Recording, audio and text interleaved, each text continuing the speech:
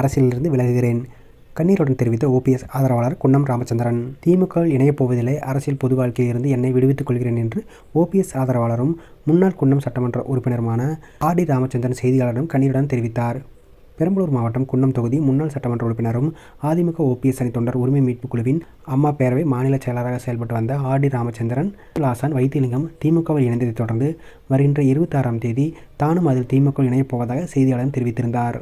இந்நிலையில் உடல்நிலையை கருத்தில் கொண்டும் குடும்ப உறுப்பினர்களின் அறிவுரையின்படும் பொது வாழ்க்கையிலிருந்து தன்னை விடுவித்துக் கொள்ளப் போவதாகவும் தனது வளர்ப்பு தாயான ஜெயலலிதாவின் புகைப்படத்தை தனது அலுவலகத்திலிருந்து எடுக்க முடியாது என்று கண்ணீர் மல்க தெரிவித்தார். அதிமுகவிலிருந்து நீக்கப்பட்ட முன்னாள் முதலமைச்சர் ஓ. பன்னீர்செல்வம் அதிமுக தொண்டர்கள் உரிமை மீட்புக் குழு என்ற அமைப்பை தொடங்கினார். இதில் ஓபிஎஸ் ஆதரவாக இருந்த தஞ்சாவூர் மாவட்டம் ஒரத்தநாடு சட்டமன்ற தொகுதி எம்எல்ஏ வைத்திலிங்கம் தனது எம்எல்ஏ பதவியை ராஜினாமா செய்தார்.